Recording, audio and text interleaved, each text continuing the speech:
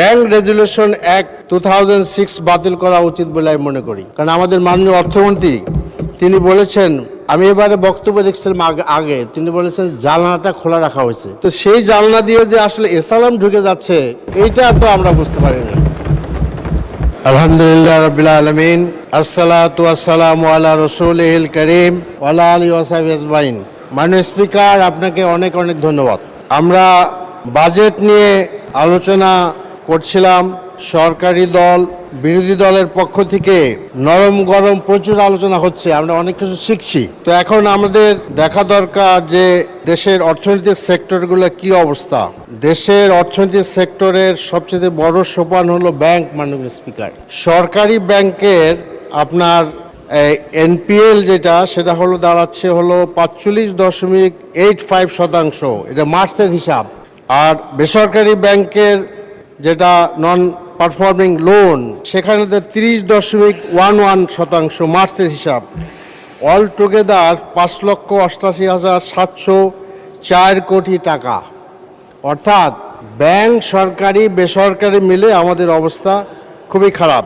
সরকারি ঋণ দেশি বিদেশি 2024-2025 অর্থ বছরের শেষে দেশি বিদেশি উৎস থেকে নেওয়া সরকারি ঋণের পরিমাণ দাঁড়ায় 22,50,904 কোটি টাকা। 2025 সালের ডিসেম্বরে বাংলাদেশের মোট বৈদেশিক ঋণের স্থিতি দাঁড়িয়েছে 113.51 মিলিয়ন বা 11,351 কোটি মার্কিন ডলার। বাংলাদেশি টাকায় দাঁড়ায় 13,96,173 কোটি টাকা। আগামী অর্থ বছরে বিদেশি ঋণ যা পরিশোধ করতে হবে, অর্থনৈতিক সম্পর্ক বিভাগ অর্থাৎ ইআরডি কর্মকর্তাদের মতে 2026 এবং 27 অর্থ বছরে বাংলাদেশে বৈদেশিক ঋণের সুদ বাবদ পরিশোধ করতে হবে 190 কোটি ডলার বা 23.3 হাজার কোটি টাকা। এই সময় ঋণের আসল পরিশোধ করতে হবে 340 কোটি ডলার বা প্রায় 41,735 কোটি টাকা। মাননীয় স্পিকার, আমাদের এই সময় আমাদের দেশে অনেকগুলো সেক্টর কর্পোরেশন আছে, এগুলোর নাম আমি বলতে চাচ্ছি না। তো এগুলোর মধ্যে অনেকগুলাই লোকসানি খাত। তো আমি মনে করি যে এগুলা রিভিউ করা উচিত। অনেকগুলো দরকারি খাতও আছে, তবে বছরের পর বছর এই ভর্তুকির ঘানি জাতি আর কতকাল টানবে এটা আমাদের সিদ্ধান্ত নেওয়ার সময় এসেছে। মাননীয় স্পিকার, আমাদের আয়ের জায়গায় আমরা আসি। আয়ের জায়গায় আমাদের 2026-27 সালে রাজস্ব আয়ের টার্গেট ধরা হয়েছে 6,95,000 কোটি টাকা। তো এখানে আমরা দেখি যে যদি আমরা ব্যাক করি তাহলে দেখা যাবে 24-25-এ এটা হয়েছে 4,37,029 কোটি টাকা। তো এখানে পরিষ্কার দেখা যাচ্ছে যে এই বাজেটে ঘাটতি বাজেট ধরা হয়েছে 2.5 লক্ষ কোটি টাকা। এনবিআরের থেকে এটা পরিষ্কার বোঝা যাচ্ছে যে এনবিআরের থেকে প্রায় 2.5 লক্ষ কোটি টাকা ঘাটতি হবে। তো সেক্ষেত্রে আসলে ইফেক্টিভ ঘাটতি দাঁড়ায় প্রায় 5 লক্ষ কোটি টাকা, which is about 50% of total budget. এটা কিন্তু খুব চিন্তার বিষয় আর কি। তো এরপরে আরেকটি কথা বলতে চাচ্ছি, সেটা হলো যে আমাদের অপারেটিং কস্ট বা পরিচালন ব্যয় বাংলাদেশে অনেক বড় ব্যয়। সেখানে 3,16,075 কোটি টাকা, যা মোট বাজেটের 33.70%, which is very very big. কাজে গভর্নমেন্ট শুড কনসিডার, দেখতে হবে যে আমরা এই পরিচালনের ব্যয়ের এত বিরাট বোঝা নিয়ে আমরা অগ্রসর হতে পারবো কি না। আমি প্রপোজ করতে চাই যে মাননীয় অর্থমন্ত্রী বিষয়টা রিভিউ করে দেখবেন, পরিচালনা ব্যয়টা আসলে কমানো দরকার। এমনও শোনা যায় যে আমাদের সেক্রেটারি আগে কখনো সিনিয়র সেক্রেটারি ছিল না, এখন সিনিয়র সেক্রেটারি হয়েছে। Senior secretary, additional secretary, joint secretary, কারো নাকি মাননীয় স্পিকার চেয়ারও নাই বসার, রুম তো নাই, চেয়ারও নাই, অথচ এদের বেতন ভাতা আমাকে দিতে হচ্ছে। কাজেই আমি খুব কনসিডার করতে বলতে চাচ্ছি যে মাননীয় অর্থমন্ত্রী একমত হয়েছেন আমার সাথে, এই পরিচালন ব্যয় আমাদের মানে অবশ্যই রিভিউ করা দরকার। এরপরে আমার কাছে মনে হয় যে দেখেন আমাদের 2020-21 সালে এডিবির বাস্তবায়ন হার ছিল 94%, ভেরি গুড। এরপর দেখেন যে 21-22 হয়েছে 82%, এরপরে 22-23 সালে 84%, এরপরে 23-24 81%, 24-25 সালে আমরা হয়ে যাচ্ছে 68%, রেকর্ডের সর্বনিম্ন পর্যায়ে বলা যেতে পারে, সেখানে হয়তো সমস্যা ছিল, অর্থাৎ এডিবিটা বাস্তবায়ন হচ্ছে না আর। তো এই জন্য আমার কাছে আমি বলতে চাই যে এডিবিটা রিভিউ করা উচিত। এডিবিটার আমাদের যেহেতু আমরা বাস্তবায়ন করতে পারছি না, তো এই বাজেটটা রেখে লাভটা কী? কাজে এইটা আমাদেরকে আমার মতে এটা একটা বিশেষজ্ঞ কমিটির দ্বারা এডিবি রিভিউ করা দরকার, যেটা প্রয়োজনীয়তা দেখা দরকার। এরিয়া বেসিসে এডিবির অ্যালোকেশন ঠিক হয়েছে কিনা এটা বলা দরকার। আর আমার কাছে মনে হয় যে আমাদের স্থানীয় সরকার প্রতিমন্ত্রী আমাদের বললেন যেটা যে ফিসকাল ইয়ারটা চেঞ্জ করা দরকার। তো এখানে মনে হয় একটা আমরা একমত হয়ে গিয়েছি যে ফিসকাল ইয়ারটা চেঞ্জ করা দরকার। তো কাজেই এর সাথে আমি একমত, ফিসকাল ইয়ার অবশ্যই চেঞ্জ করতে হবে। এরপরে আমরা বলছি যে এখন আমাদের রাজস্ব আয়ের যে সমস্যা, এই রাজস্ব আয় আমরা দেখি যে রেস্টুরেন্টে কোথাও গেলে ভ্যাটটা ঠিকমতো আদায় হয়, অনেক সময় দেয়, কিন্তু আমাদের ভ্যাটের চালান দেয় না, যার ফলে এই টাকাটা সরকারি খাতে জমা হলো কি না এটা কিন্তু আবার নিশ্চিত না। এক্ষেত্রে আমি বলতে চাচ্ছি যে আমাদের কিছু ব্যবস্থা করা দরকার to increase the tax collection, এবং সেক্ষেত্রে আপনার more and more electronic transaction করা দরকার সব জায়গায়। এবং আমি বলতে চাচ্ছি যে introduce of electronic cash register at all shops and wholesale points, electric cash মানে রেজিস্টার থাকা দরকার। এরপরে স্যালারি যেটা দেখা যায়, প্রাইভেট স্যালারি এবং গভর্নমেন্ট স্যালারি তো যাচ্ছেই, প্রাইভেট কোম্পানি সমস্ত প্রতিষ্ঠানের salary should go to the bank. এরপরে যেটা আমরা বলতে চাচ্ছি যে একটা এনবিআরের আপনার যে ফোকাসটা, এই ফোকাসটা বড় বিজনেস যেগুলো আছে সেখানে আমাদের করা দরকার, যারা বড় বেশি টাকা আয় করে। তবে এইটা ঠিক যে কর্পোরেট ট্যাক্স কমানোর কথা সরকার যেটা বলেছেন এর সাথে আমরা একমত। তো এই জন্য আমার মনে হয় যে এনবিআরকে যদি ট্যাক্স কালেকশনে আমরা আরও সক্ষম করে তুলতে পারি তাহলে ট্যাক্স কালেকশন বাড়বে। মাননীয় স্পিকার, এখানে এনবিআরের রিক্রুটমেন্টে মেধার জিনিসটা গুরুত্ব দেওয়া দরকার, এবং আমার মনে হয় আমরা সবাই একমত হব যে ট্যাক্স কালেকশনের বড় বাধা হলো একটা মানে অসততা, দুর্নীতি। এরাই বুদ্ধি দেয় লোকদেরকে কিভাবে ফাঁকি ফুঁকি দিয়ে ট্যাক্স মানে বেড়ে যাওয়া যায়, কমানো যায়। So that should B A মানে কারেকশন এনবিআরে, সেখানে আমাদের মানে হওয়া দরকার, যেটা হলো একটা নৈতিক এবং সৎ যে কর্মকর্তা আছে এদেরকে যদি আমরা লাগানো যায় গভর্নমেন্টের ট্যাক্স বাড়বে আর কি। এরপরে যেটা বলতে চাচ্ছি যে আপনার আমরা আসি যে এডিবি রিভিউর কথা আমি আগেই বলেছি। এরপর একটা কথা যে আমি আশা করি যে অর্থমন্ত্রী এটাকে আমার সাথে একমত হবেন।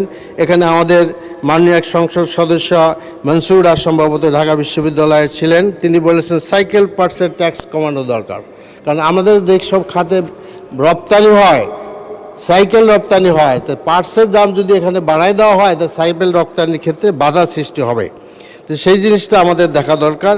আরেকটি গুরুত্বপূর্ণ জিনিস আমি বলতে চাচ্ছি ট্যাক্স এক্সপেন্ডিচার। ট্যাক্স এক্সপেন্ডিচারের যে অ্যাক্ট বা রুল যেটা আছে এখানে কিছু সমস্যা হচ্ছে মাননীয় স্পিকার। এখানে আমরা দেখতে পাই যে 22-23 সালে আমাদের 1,09,132 কোটি টাকা ট্যাক্স এক্সপেন্ডিচারে ব্যয় হয়েছে, হুইচ ইজ ভেরি হাই মাননীয় স্পিকার। তো কাজে এইটা আমাদের এই রুলসটা একটু রিভিউ করা দরকার বলে আমি মনে করছি। এইটা মাননীয় অর্থমন্ত্রী আমার সাথে একমত হওয়ারই কথা আমার মনে হয়, এটা আমাদের রিভিউ করা দরকার। এরপরে যেটা আমরা বলতে চাচ্ছি যে আপনার এই আর আরেকটা কথা, আরও কিছু কথা বলা দরকার যে আমাদের ক্যাপাসিটি চার্জ এইটা অনেক বড় আকারের ক্যাপাসিটি চার্জ আমরা দিচ্ছি, এই জিনিসটা আসলে আমাদেরকে রিভিউ করা দরকার। আইনগতভাবে যে সমস্ত ব্যবস্থা নেওয়া দরকার আমার মনে হয় সেটা করা দরকার। আমার জানা মতে ক্যাপাসিটি চার্জের ব্যাপারে সিঙ্গাপুরে আরবিট্রেশন কোর্টে একটা মামলা প্রসিড করা হয়েছিল, কিন্তু সেটা এখন স্টপ হয়ে আছে। দিস শুড বি রিভিউড এবং সেটা করা দরকার, কারণ এটা আমাদের ন্যাশনাল ব্লিডিং পয়েন্ট। এখান থেকে আমাদের রক্তক্ষরণ হচ্ছে, প্রচুর টাকা বসায় আমরা লোকদেরকে দিচ্ছি। আর সিঙ্গাপুরে একজন লোক, বাংলাদেশের এক ভদ্রলোক ব্যবসায়ী, তিনি বড় ব্যবসায়ী হয়ে গেছেন, তিনি বসে টাকা পাচ্ছেন, খরচ তো নাই। Adani is a very bleeding point এবং আদানিরটা রিভিউ করার দরকার। স্পিকার, এখানে আমাদের জ্বালানি মন্ত্রী নাই, তবে আমার বলা দরকার যে আমরা জ্বালানি কমিটিতে আমরা কাজ করেছিলাম একসাথে। সেখানে আমরা ন্যাশনাল এনার্জি পলিসি আমরা বিরোধী দলের পক্ষ থেকে দিয়েছিলাম। সেখানে আমি ধন্যবাদ জানাই আমাদের জ্বালানি মন্ত্রীকে, তিনি অনেকগুলোই পরামর্শ গ্রহণ করেছেন। তবে দুটি পরামর্শ নিয়ে কেন গ্রহণ করেন না এটা আমি বুঝতে পারি না। তার মধ্যে একটা হলো আদানি রিভিউ করা, আর একটা হলো ক্যাপাসিটি চার্জ। তো এইটা আসলে আমার মনে হয় আমরা এটা নিতে পারি। তো কাজেই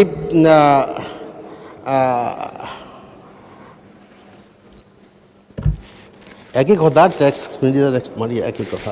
তো আমার মনে হয় যে আরেকটা কথা আমার এটা রেকর্ড হওয়া দরকার, যে একটা কমিটি হইল, সেই কমিটিতে আমরা খুব আন্তরিকতার সাথে বসছিলাম, আলোচনা করলাম।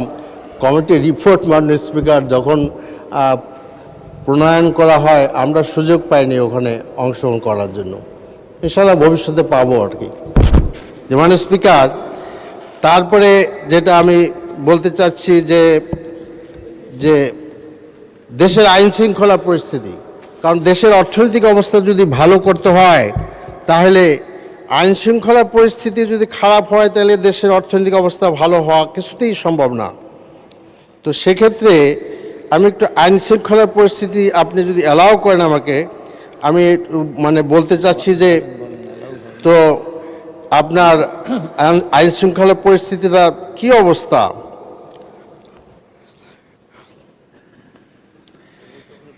তো আপনার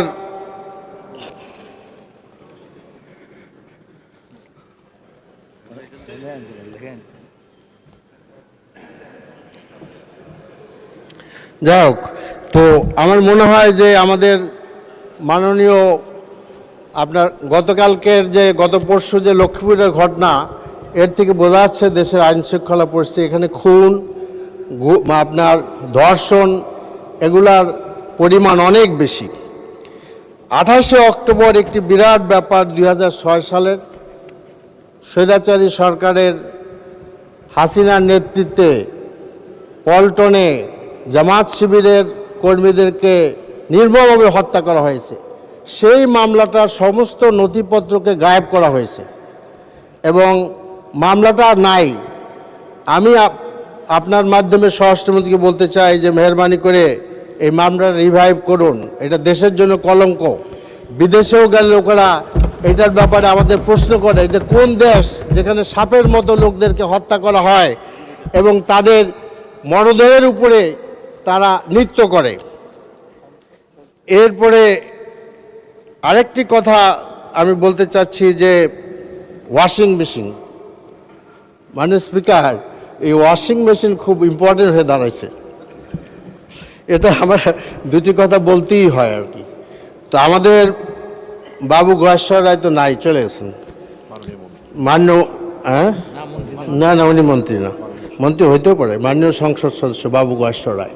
তা আমাদের জন্য এটা আসলে বিষয়টা কেমন যে আমাদের একজন সিনিয়র সংসদ সদস্য, যার ছেলের বউ আর একজন মন্ত্রীর মেয়ে, এরকম একটা পরিবারের এখানে উনি বসা আছেন, তো ওনারা ওয়াশিং মেশিন চেনেন না। এটা তো আমাদের জন্য ঝামেলা আর কি।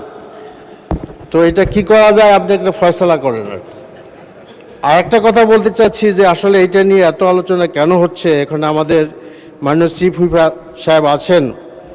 আমাদের যখন হাউস কমিটিতে আলোচনা হয়, তখন এই সমস্ত বাসায় কি দেওয়া হবে আমাদের মাননীয় এমপি সাহেবদের, সেগুলো ওখানে ঠিক হয়েছে। এইটা বিরোধী দলের বারবার লজ্জা দেওয়া হচ্ছে। এখানে সরকারি দলের মানে যারা এমপি হোস্টেলে আছেন, যারা প্রোভাইড করলে তাদের বাসাও যাবে। আমাদের লজ্জা তত কোনো মানে নাই। আশা করি বিষয়টা খেয়াল করবেন আপনি। এরপরে যেটা ব্যাংক রেজুলেশন অ্যাক্ট 2006 বাতিল করা উচিত বলে আমি মনে করি। কারণ আমাদের মাননীয় অর্থমন্ত্রী তিনি বলেছেন, আমি এবারে বক্তব্য দেখছিলাম আগে, তিনি বলেছেন জানলাটা খোলা রাখা হয়েছে। তো সেই জানলা দিয়ে যে আসলে এসালাম ঢুকে যাচ্ছে এইটা তো আমরা বুঝতে পারিনি। মাননীয় স্পিকার, এখানে আরেকটা কথা, আমাদের মাননীয় স্বরাষ্ট্রমন্ত্রী অনেক গুণে গুণান্বিত। তিনি অবশ্য আগে বলেছেন যে এসালামের গাড়িতে চড়ে উনি সম্বর্ধনা নিয়েছেন, এটা ঠিক হয় নাই। কিন্তু এই যে চিটাগাঙে এসালামের দামি দামি গাড়িগুলা বিএনপির লোকেরা রক্ষা করতে যে বহিষ্কার হইল সে কথা উনি বলেন নাই। আর মানে স্পিকার, উনি আবার বলেছেন, আমাদের মাননীয় স্বরাষ্ট্রমন্ত্রী বলেছেন যে একটা দল আল্লাহু আকবার ধ্বনি দিয়ে ব্যাংক দখল করলো আর কি। তো বুঝলাম যে ওনার আল্লাহু আকবার কথার মধ্যে ওনার বেশ আপত্তি। কিন্তু আরেকটি দলের যুব নেতা যে সশস্ত্র অস্ত্র নিয়ে ব্যাংক দখল করতে গিয়েছিলেন, তার সচিত্র আপনার প্রতিবেদন পত্রিকা ছাপা হয়েছিল, সে ব্যাপারে তিনি বললেন না। তাহলে কি ধরে নেব যে আপনি আসলে আল্লাহু আকবার আপত্তি, অস্ত্রের ব্যাপারে কোনো আপত্তি নাই?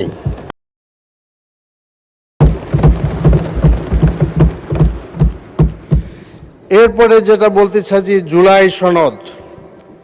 এই জাতি জুলাইয়ের আন্দোলনের মাধ্যমে এই সংসদ পেয়েছে, কিন্তু আনফর্চুনেটলি সেই গণরায়কে আমরা বাস্তবায়ন করি নাই। আমাদেরকে বলা হয়েছে যে সরকার এবং মাননীয় প্রধানমন্ত্রীর নেতৃত্বে অক্ষরে অক্ষরে পালন করা হবে। এটা আমি অবিশ্বাস করতে চাই না। কিন্তু ওই যে ছোটোবেলায় বহু আগে সেই ধারাপাত পড়ছিলাম, আদর্শলিপি পড়েছিলাম, সেই অক্ষরগুলা আর এই অক্ষর অক্ষর যে কী এটা আমি ঠিক বুঝতে পারছি না।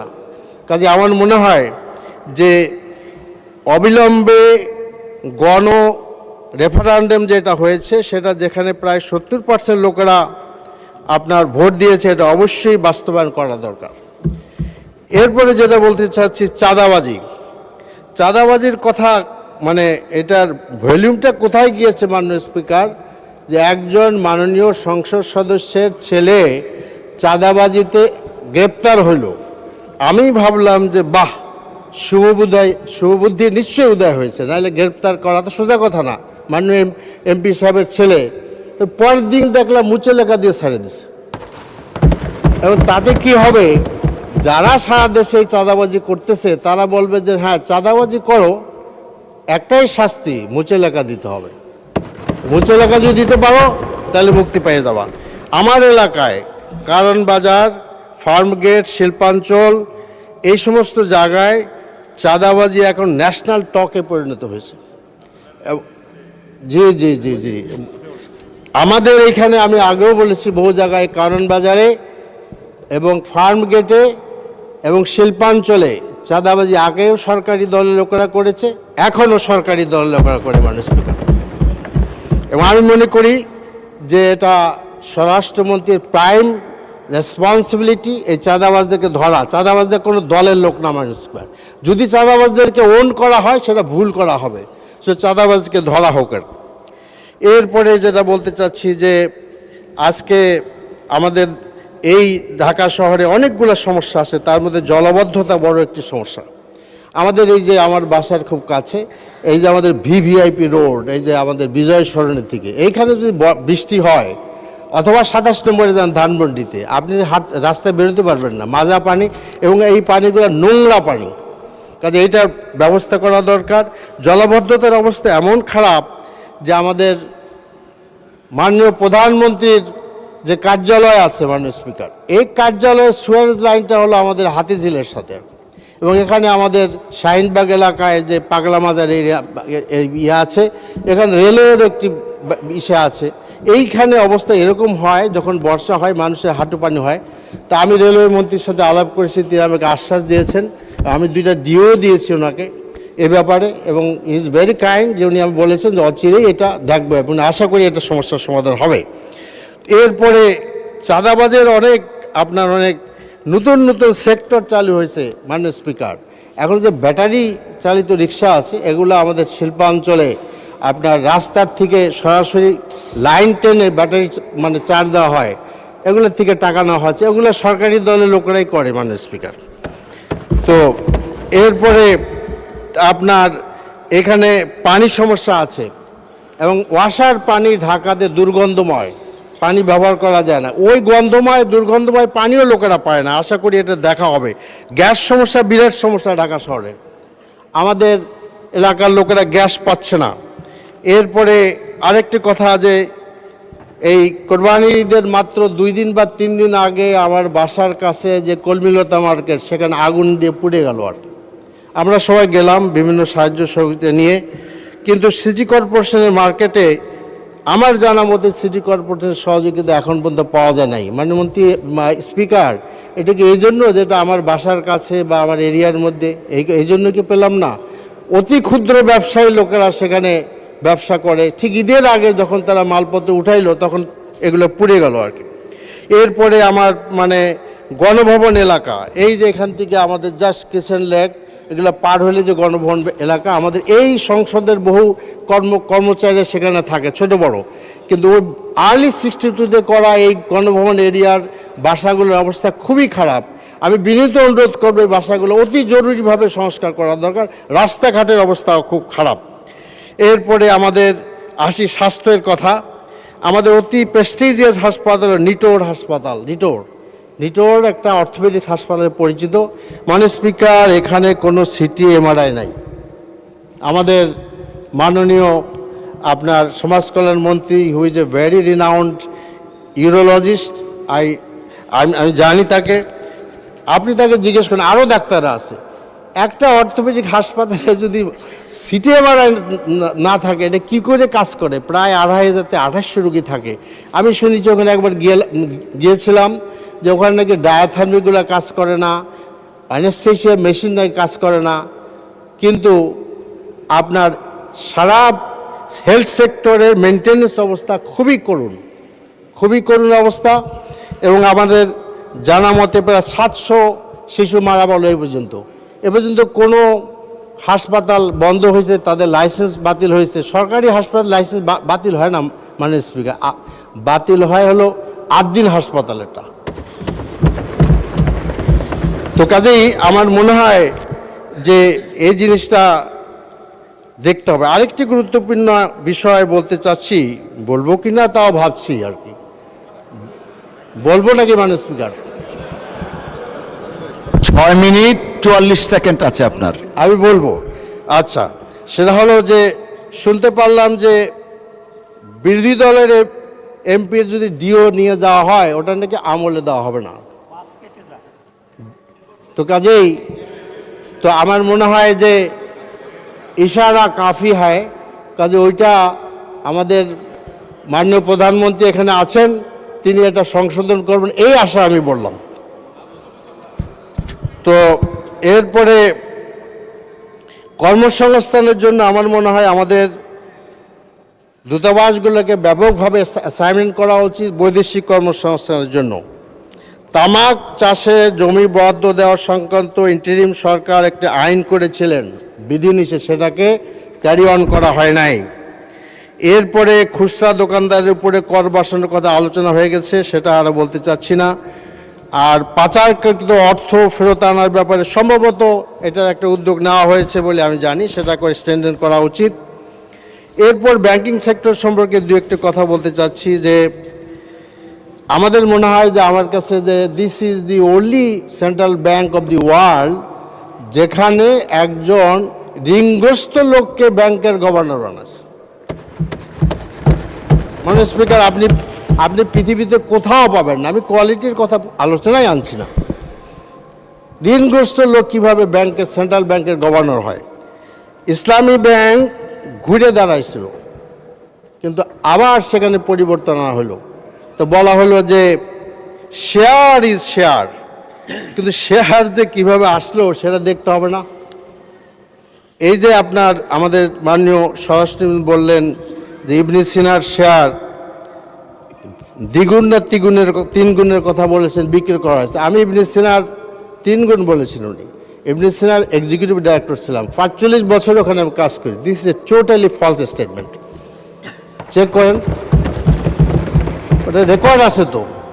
তো জাতীয় সংসদের মতো জায়গায় দায়িত্বশীল জায়গা থেকে যদি এরকমভাবে আপনার ভুল ইনফরমেশন আছে, এটা খুব খারাপ।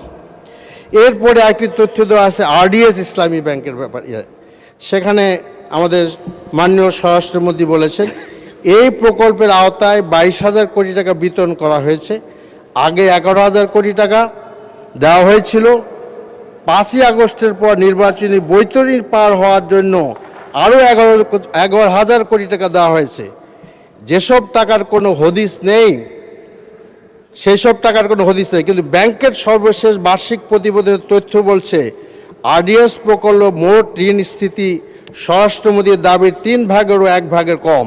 ইসলামী ব্যাংকের 2025 সালের বার্ষিক প্রতিবেদন পর্যালোচনা করে দেখা যায় মাননীয় স্বরাষ্ট্রমন্ত্রীর দাবির সঙ্গে বাস্তব চিত্রের কোনো মিল নাই। প্রতিবেদন অনুযায়ী 2025 সালের শেষে আরডিএস প্রকল্পের ঋণ স্থিতি ছিল 6,789 কোটি টাকা। এর আগের বছর অর্থাৎ 2024 সালে ঋণ স্থিতি ছিল 6,712 কোটি টাকা। সেই হিসাবে এক বছরে এই খাতে ঋণ বেড়েছে মাত্র 77 কোটি টাকা বা 1.4%। তো কাজেই আপনার এই তথ্যটা ভুল।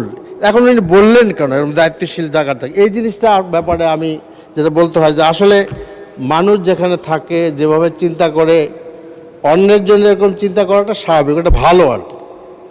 তো আমার মনে হয় আমাদের মাননীয় স্বরাষ্ট্রমন্ত্রী বলেছেন যে ওইটা নাকি আমাদের নির্বাচনী বৈতরণী পার হওয়ার জন্য দেওয়া হয়েছে। সম্ভবত মাননীয় স্বরাষ্ট্রমন্ত্রী তার নিজের এবং তার দলের নির্বাচনী বৈতরণী পার হওয়ার যে বাজেট, ওই বাজেট থেকে উনি এটা বলেছেন, ওই বাজেটের চিন্তা করে বলেছেন। আরেকটি কথা হলো যে আমাদের মাননীয় স্বরাষ্ট্রমন্ত্রী বলেছেন যে এটা অডিট হবে আর কি। আব্দুল জাদ্দান যদি নিজের দায়িত্ব পালন করেন এবং মাননীয় প্রাইম মিনিস্টারের পক্ষে কথা বলেন, আইনমন্ত্রীর পক্ষে কথা বলেন, ধর্ম মন্ত্রণালয়ের পক্ষে কথা বলেন, এখন দেখি অডিটেও ওনার আসলে একটা হাত আছে আর কি। তা আমি অপেক্ষায় থাকবো যে কখন এই সুন্দর অডিটটি উনি করাবেন, কারণ ব্যাংকটা ওনাদের হাতে, এবং সেটা এখানে পেশ করা হোক। মাননীয় স্পিকার, আপনাকে অনেক অনেক ধন্যবাদ।